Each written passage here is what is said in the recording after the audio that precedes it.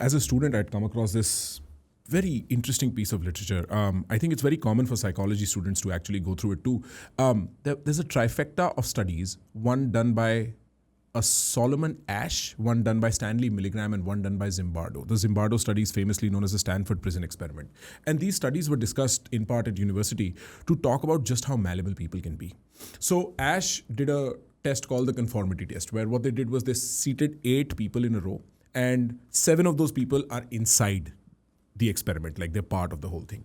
And the 8th person is the actual person who's being experimented on. And they drew a couple of lines, one bigger than the other, and they asked all of them to assess which one's the bigger line.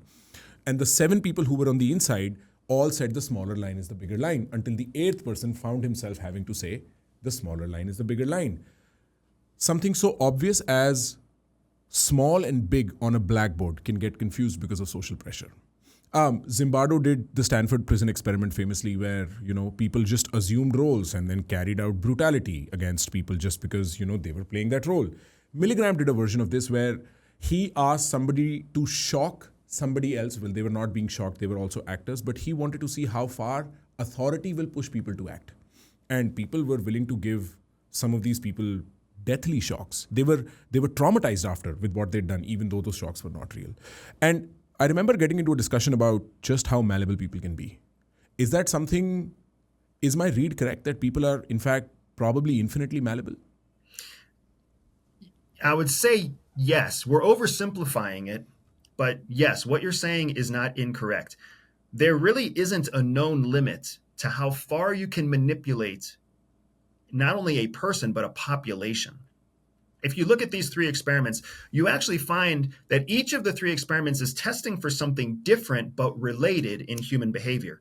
In the first experiment, you have this idea of social pressure.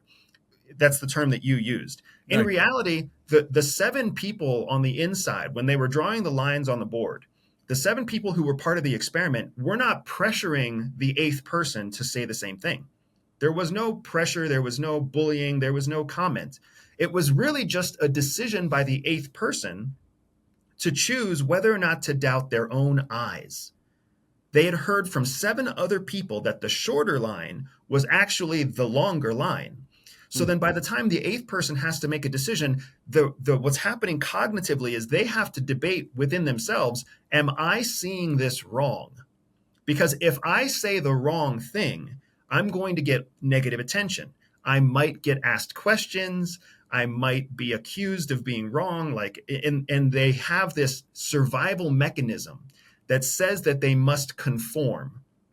Because here's the thing, the human brain understands that you have infinite time to control your survival as long as you don't show yourself to be a threat. If you show yourself to be part of the whole, if you conform first, you can always choose a different, better time to break conformity. So in that experiment, what they're really testing is whether an individual is willing to gamble on their own observable data and highlight themselves as different than the group.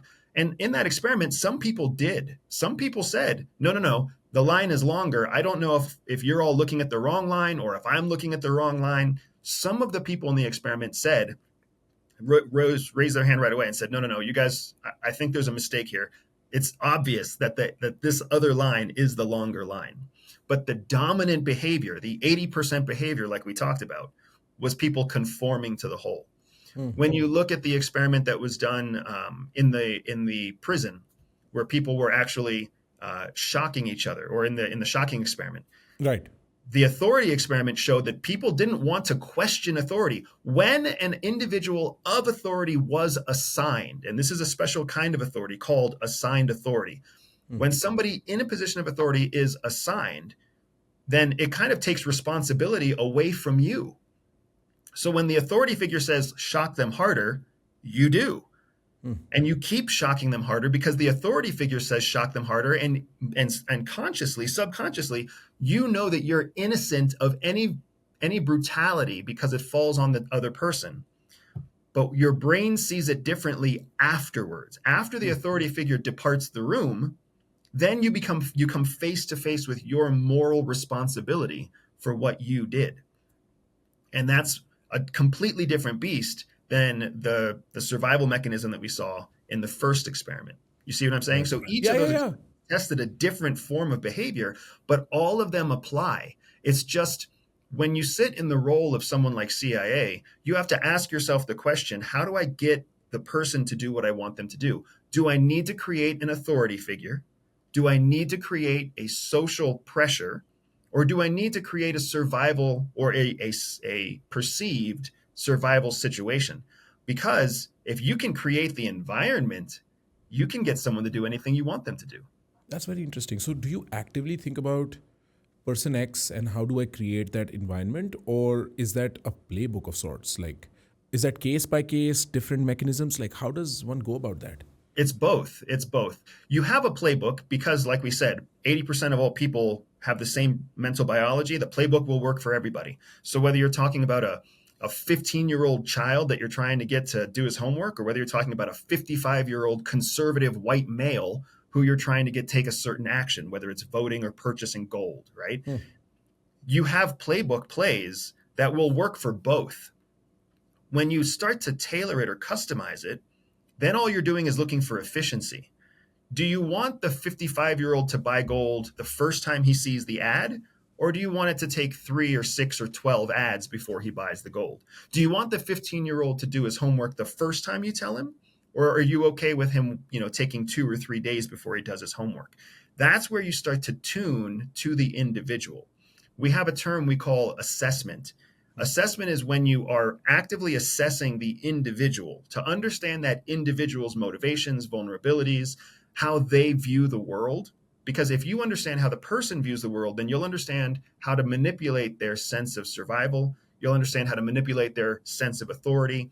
You'll understand how to manipulate their personal ethics and morals.